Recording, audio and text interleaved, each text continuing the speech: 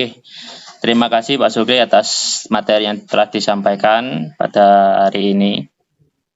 Sekarang waktu sudah masuk seksi diskusi dan atau memang ada yang tambahan ya. Mungkin saya dulu yang ingin menambahi ya, atau ada hal-hal yang memang saya komentari. Yang beberapa hal bahasan atau tema sekarang adalah manusia. Pertama tadi kan bahas tentang ini surat Al-Baqarah ayat 30.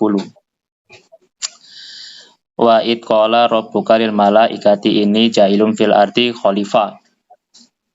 Wa dan id ketika qala dia berkata rabbuka ya pembina hidupmu li kepada al malaikati malaikat.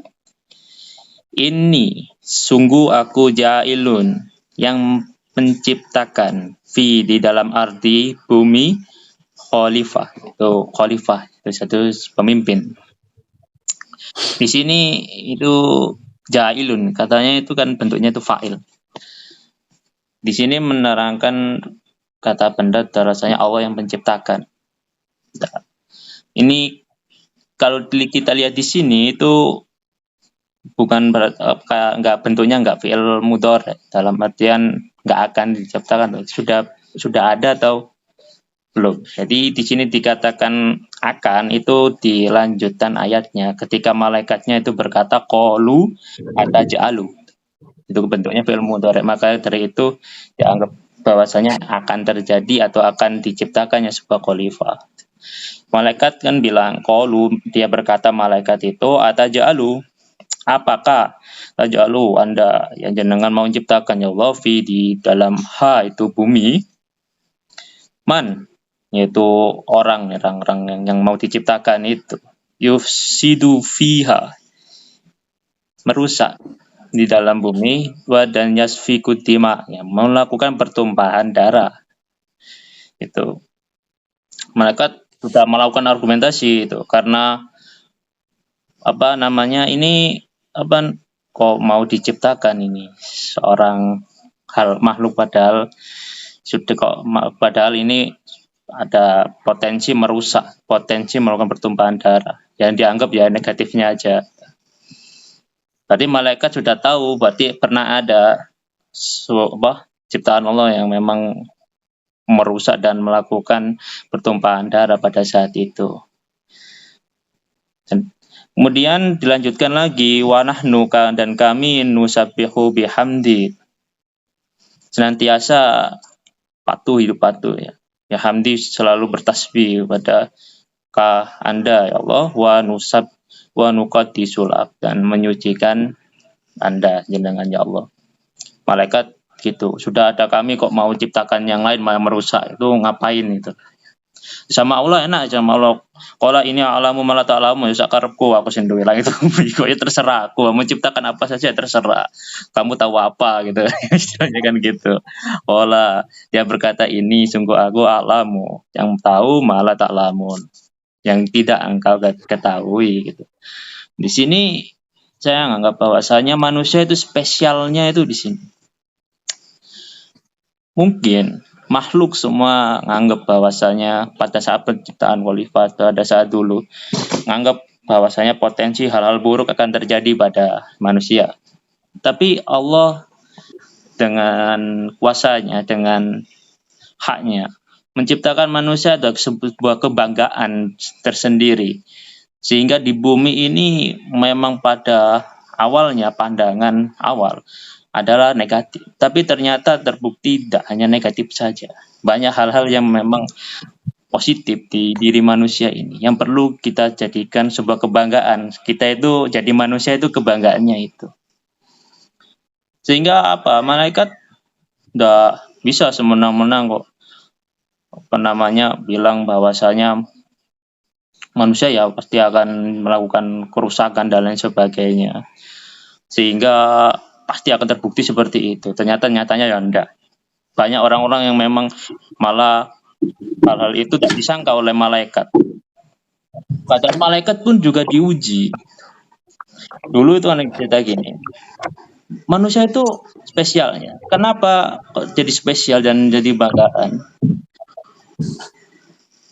Coba malaikat kamu dengan adanya nafsu, dengan adanya pikiran, dengan adanya pilihan di dirimu. Coba kamu hidup seperti manusia, apakah kamu bisa bertahan seperti manusia yang beriman nih, yang memang bertakwa sama Allah. Ternyata dicoba itu mereka turun punya nafsu dan lain sebagainya, ternyata tergoda. Malaikatnya tergoda sama cewek dan ternyata tidak bisa membuktikan bahwasanya dia bisa seperti manusia. Sehingga manusia punya sebuah kebanggaan. Di sini adalah kebanggaan kita jadi pilih jadi Allah sebagai khalifah. Kebanggaan kita sebagai orang yang hidup sampai sekarang ini. Dan kita diberikan sebuah watak-watak yang banyak ya oleh Allah, bervariasi. Sehingga di sini memang di Al-Qur'an beberapa ayat itu menjelaskan manusia itu wataknya tergesa-gesa. Ada yang memang seperti itu, tergesa-gesa dan ada hal-hal yang lain sejenis itu. Sehingga apa kita perlu juga dengan memang dikodratkan seperti itu, kita perlu melatih watak-watak yang berdasar pada diri ini. Dan kalau bicara watak manusia itu ini ada beberapa pengetahuan mengupas tentang watak manusia. Pertama itu menurut Hippocrates ya pamannya. Menurut Hippocrates itu Hippocrates adalah bapak kedokteran. Ada dipengaruhi 4 hal. Dipengaruhi 4 cairan dalam tubuh yang menentukan watak manusia itu potensinya itu kemana. Ada yang dipengaruhi ada darah, empedu hitam, empedu kuning, sama lendir. Kalau banyak darahnya, orang itu akan bersemangat, gembira, penuh energi. Kemudian istilahnya itu sanguin. Kalau banyak empedu hitamnya, dia itu sensitif, pemurung. Istilahnya itu melankolik gitu ya. Kalau banyak empedu kuningnya, dia itu gesit, cak-cak dan lain sebagainya. Istilahnya itu kolerik. Nah, kalau banyak lendirnya itu lamban, macetan orang itu. Istilahnya itu phlegmatic. Nah, itu kalau menurut Hippocrates. Itu mana manusia itu watak-wataknya, penentuan hidupnya, perilakunya tentukan oleh banyaknya cairan yang ada dalam tubuh. Ya dari darah, empedu hitam, empedu kuning dan lendir. Nah, kalau Al-Ghazali itu membagi sebuah watak itu dibagi dari jiwa. Jiwa yang tidak bisa hilang itu ada 2. Itu dalam artian manusia itu diberkati oleh amarah sama hawa nafsu. Nah, di sini tergantung dominan dan lemahnya. Itu dibagi jadi bercabang. Umpamanya marah. Sifat marah kalau stabil dia jadi jadi hal yang bijak, jadi hal yang bagus.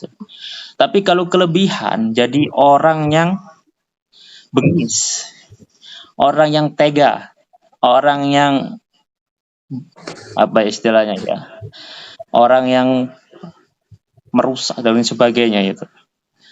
Jadi kalau kebanyakan marah dalam diri itu potensi orang itu ya bengis, kejam. Ya.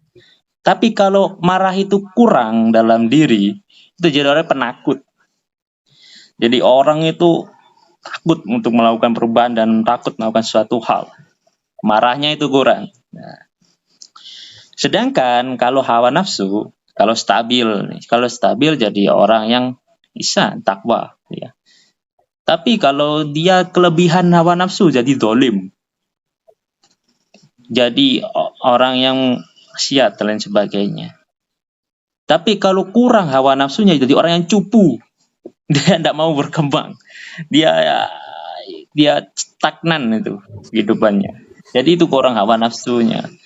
Jadi kalau menurut kesehatan, kalau kita pandang dari segi Hippocrates tadi yaitu 4. Kalau dari segi Al-Ghazali, dari segi jiwanya ya seperti itu.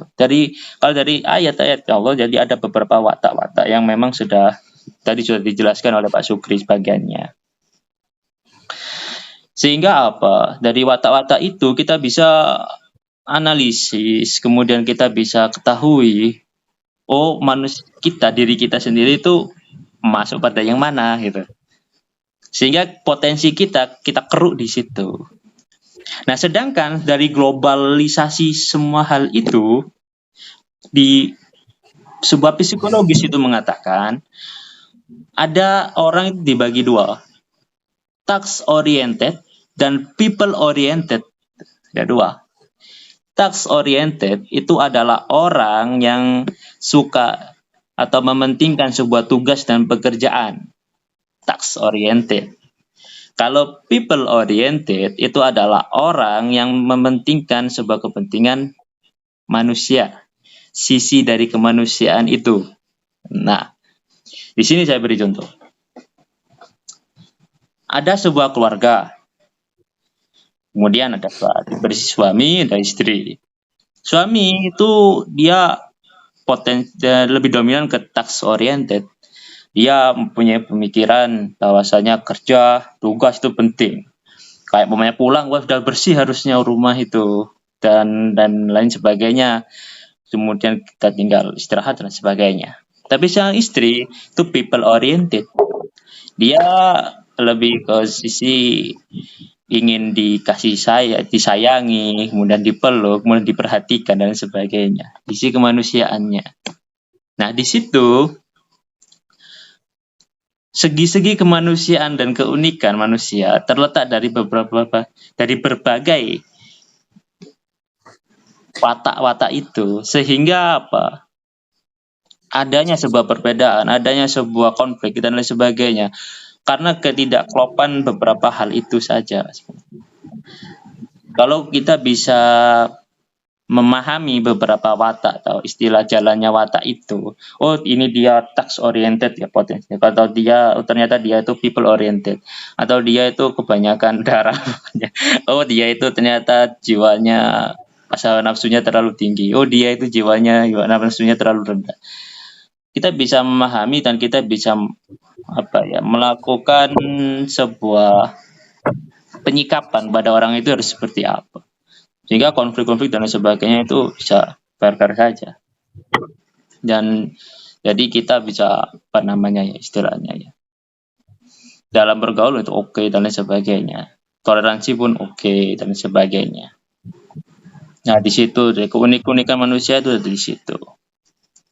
Jadi untuk tema hari ini tentang manusia itu yang bisa saya tambahkan ya, tentang watak-watak manusia, dan kemudian bagaimana kita itu bisa merasa bahagia jadi manusia, bahwasanya Allah sendiri itu ciptakan kita sebagai khalifah di bumi ini, dan sempat juga ada yang menentang tapi Allah masih bela ya taumu apa malaikat, ya saya lebih tahu. Ternyata tidak seperti yang diduga oleh malaikat.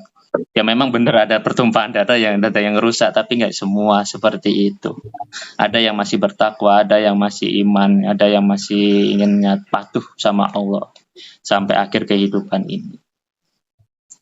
Jadi itu yang bisa saya tambahkan dan bisa saya komentari tentang manusia. Mungkin ada tambahan atau diskusi yang lain, monggo saya persilahkan.